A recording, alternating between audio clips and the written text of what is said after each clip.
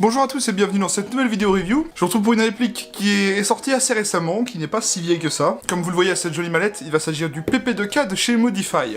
Bah c'est pas une boîte, hein, c'est livré en mallette, et ça c'est déjà un très gros point pour la réplique. En même temps au prix qu'elle coûte, c'est quand même sympa.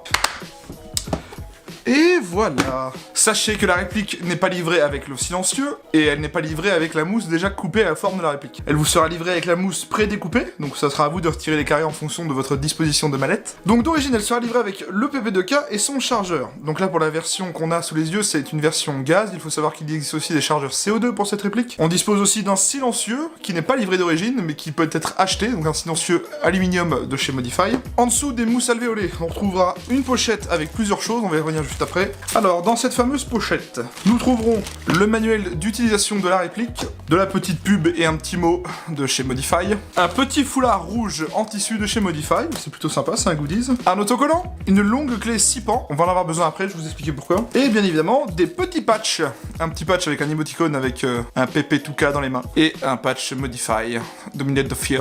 En gros, un manuel, des petits goodies et une clé de réglage.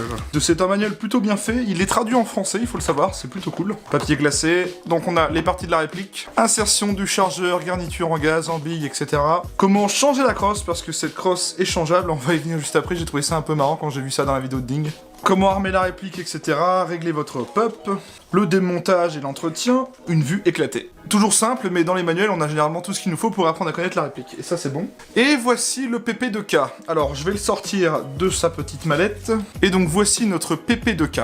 Donc, PP2000, si vous préférez. Alors, le PP2000, moi, la première fois que je l'ai vu, que j'en ai entendu parler, du moins, c'était quand je jouais à Modern Warfare 2 à l'époque. C'était une arme qu'il y avait dans le jeu, je me rappelle, c'était un petit pistolet mitrailleur. Et on va s'attaquer tout de suite à l'arme en elle-même, parce qu'il y a des choses intéressantes. Alors, le PP2000 est un pistolet mitrailleur d'origine russe, particulièrement compact. On le désigne parfois sous le terme de pistolet rafaleur ou de pistolet mitrailleur subcompact. Le PP2000 est chambré en 9 mm Parabellum et accepte les munitions perforantes russes. Le brevet pour cette arme a été déposé en 2001 et les recherches débutèrent en 2003. En 2004, il était déjà présenté dans les salons de l'armement. En 2007, on le voyait déjà chez certains groupes d'intervention et de policiers, d'agents de sécurité ou des forces de l'ordre russes. Le PP2000 est un pistolet mitrailleur, autrement dit une mitraillette. Néanmoins, sa taille compacte le classe plutôt dans les pistolets rafaleurs, sous-catégorie des pistolets mitrailleurs. Leur taille étant semblable à celle du pistolet standard ou plus ou moins à 10 cm près, le Glock 18, avatar le plus connu du genre, fait moins de 20 cm. Il est donc plus petit que la majorité des pistolets de service de taille standard. Il présente une disposition générale semblable à la majorité des autres armes de sa catégorie, un chargeur logé dans la poignée,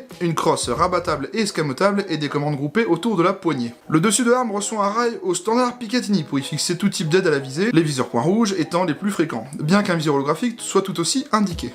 Si la disposition générale des composants du PP2000 est similaire au classique du genre, l'ergonomie et de l'esthétique de l'arme sont tout à fait uniques.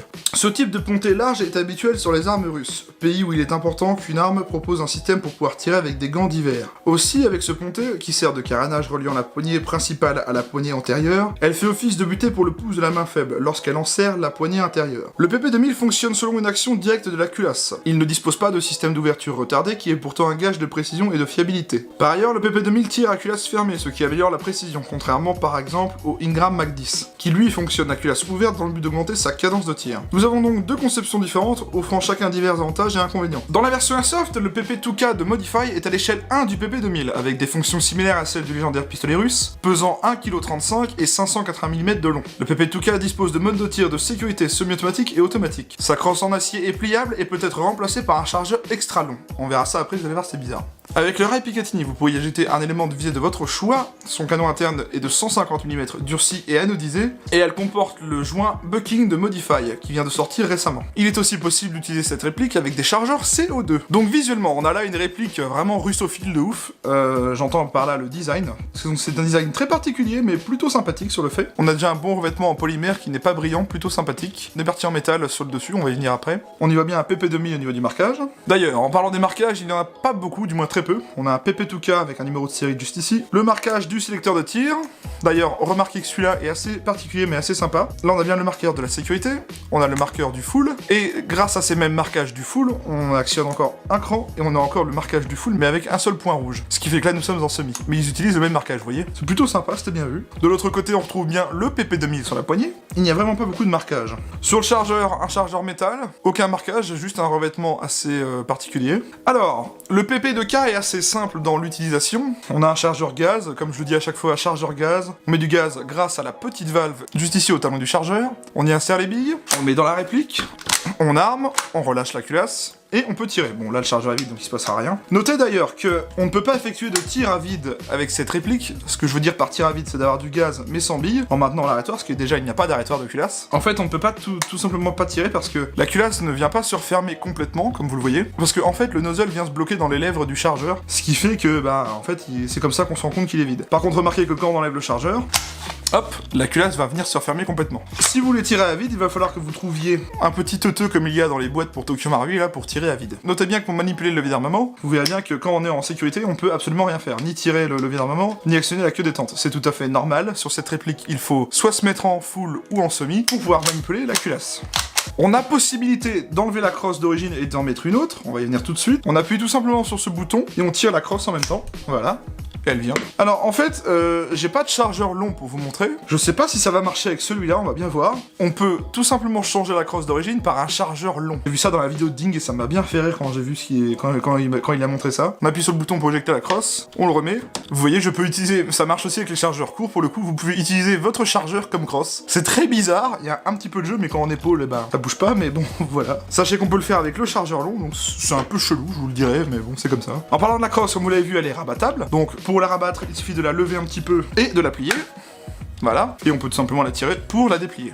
On dispose bien d'un attache-sangle juste ici, sous forme de petit anneau. Le levier d'armement peut être manipulé de type ambidextre, c'est-à-dire qu'on peut le manipuler du côté gauche ou du côté droit.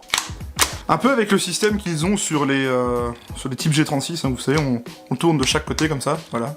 Pour le coup, le cache-lame est dévissable, on a une petite vis à retirer juste ici avant de le manipuler, donc ne forcez pas, il y a une petite vis à enlever, moi je l'ai déjà fait pour la vidéo. Et on accède à un pas de vis 14 mm anti-horaire, auquel on pourra y mettre le gros silencieux Modify, on va y venir après. Donc là, on peut y voir la chambre. Alors pour le réglage du hop-up, ça va se faire juste ici. Grâce à la grande clé 6 pans que je vous ai montré tout à l'heure au début de la vidéo, donc celle-là, on va insérer tout simplement la clé dans le trou, qui va venir se mettre dans le deuxième ci-dessous. Elle vient se glisser dans le deuxième trou juste en dessous. Et voilà, c'est comme ça qu'on règle le hop-up. D'ailleurs, en parlant du hop-up, je l'ai trouvé un petit peu bizarre. Lorsque j'ai fait mon réglage, je le trouvais un petit peu sensible. Que je le tourne à gauche ou à droite, j'avais pas l'impression que ça changeait au niveau de la dureté. Donc c'était un peu bizarre, mais c'était très sensible et pourtant ça jouait bien sur le hop-up, donc ça marchait.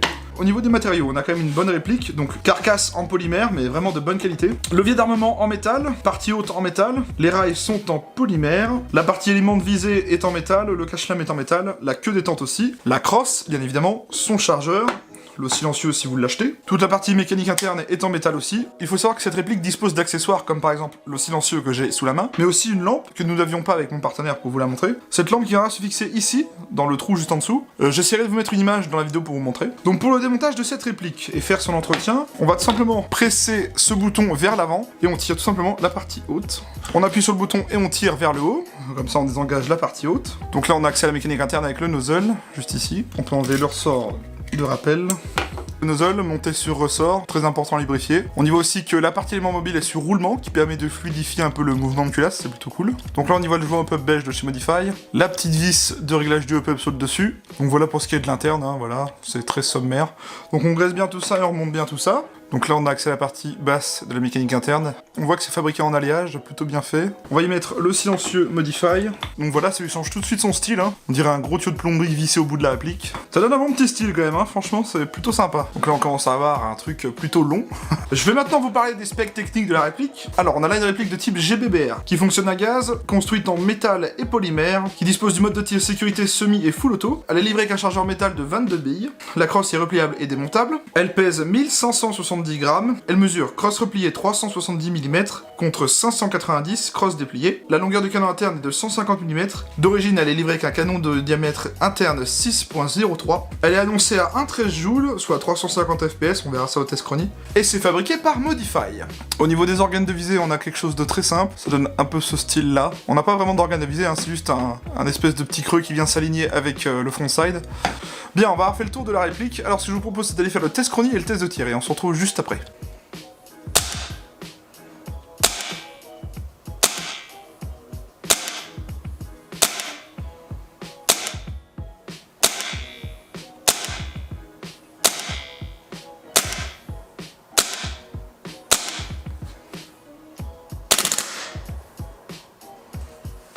On se retrouve pour le test de tir du PP2K de chez Modify. Je suis en 0.25 avec du gaz 130 PSI Suisse Arms sec.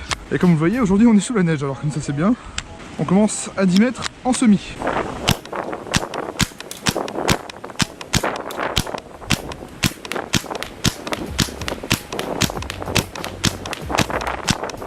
Bon, c'est un peu bizarre, j'ai une bille ou deux qui part. C'est un peu bizarre par moment, j'ai deux billes qui sortent du canon. Je sais pas si c'est... Là par exemple j'ai rien et la bille vient de tomber. Voilà, là c'est très bizarre.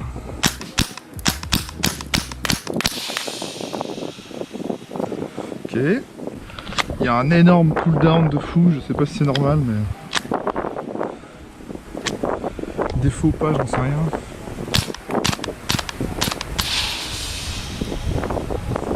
Non. Bien, j'ai réchauffé un petit peu le chargeur, j'ai attendu un petit peu. On va recommencer, mais si ça marche pas mieux, bah je suis désolé mais je pourrais pas faire mieux que ça. On va réessayer, donc 10 mètres en semi, j'ai mis un petit peu moins de billes dans le chargeur, voir si ça change quelque chose.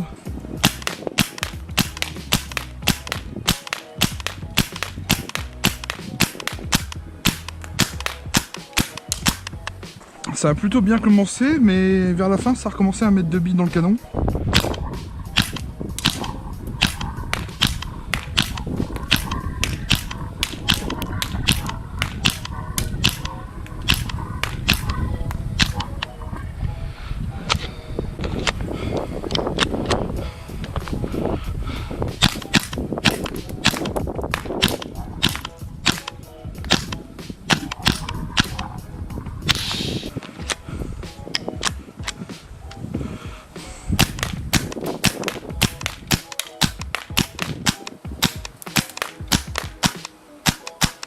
On va essayer du full mais je garantis rien.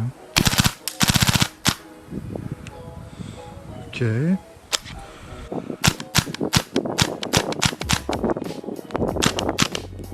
Bien, je ressors du test de tir du PP2K, alors écoutez, je suis vraiment mitigé. Autant on a une réplique originale qui change de ce qu'on voit d'habitude sur les terrains, qui est vraiment très sympa au niveau style, esthétique, etc. Même au niveau finition, franchement ça a des belles finitions. Autant pour le test de tir, je suis vraiment mitigé. Alors, je sais pas à quoi c'est dû, je ne suis pas expert en mécanique de GBBR, je vais juste vous dire ce qui m'est arrivé. Pendant le test de tir, j'ai mis de la 0.25 avec du gaz 130 PSI Suisse Arms, donc j'ai fait du semi, tranquillement au début. Le nozzle me chargeait 2 billes dans le canon, ce qui fait qu'au tir suivant, ça faisait n'importe quoi, ça a envoyé 2 billes n'importe comment. De temps en temps, j'avais pas de billes qui partaient, la fois d'après j'avais 3 billes, la fois d'après j'avais pas de billes, la fois d'après j'avais 2 billes. Donc j'ai décidé de mettre moins de billes dans le chargeur. Alors au début ça a été, au bout d'un moment ça a recommencé, 2 billes dans le canon, donc je sais pas pourquoi. Autre gros point que j'ai vu négatif, c'est quand même le cooldown vraiment très présent quoi. Oh, j'ai fait du semi et la réplique dégage assez vite. Pourtant, vous allez me dire, il fait froid chez toi, mais il fait que -2 là quand j'ai fait le test de tir. J'ai fait des tests de tir avec des répliques qui faisaient bien plus froid que ça, et pourtant c'était des GBBR, ça tenait bien. Je sais pas si les billes c'est dû au cooldown, j'en sais rien, je n'y connais absolument rien. D'ailleurs, si vous avez la réponse à cette question, éclairez-moi là-dessus. Néanmoins, j'aime bien la réplique parce que c'est original et les finitions sont très bonnes. L'inconvénient, c'est que bah les performances au test de tir sont pas là quoi. Bien, cette réplique est à vendre sur le shop de mon partenaire à 289,90 €, et spécialement pour cette vidéo, on vous propose un petit code de 5% de réduction valable 1 mois à partir du moment où la vidéo est sortie, avec le code TEAMER PP2K5. Rentrez ce code avant de valider votre commande et vous appliquerez 5% de réduction pendant 1 mois. Profitez-en, c'est le moment. Je remercie Guillaume de Gagner Target de m'avoir prêté la réplique, sans lui j'aurais pas pu faire cette vidéo. Je vous invite à aller voir son site et sa page Facebook, tous les liens sont en description. Quant à moi, je vous invite à vous abonner à cette chaîne si c'est pas encore fait, à aimer la vidéo si elle vous a plu. Si vous avez une question, n'hésitez pas à me la poser dans la partie commentaires ci-dessous. Quant à moi, je vous dis merci à tous, prenez soin de vous et à la prochaine.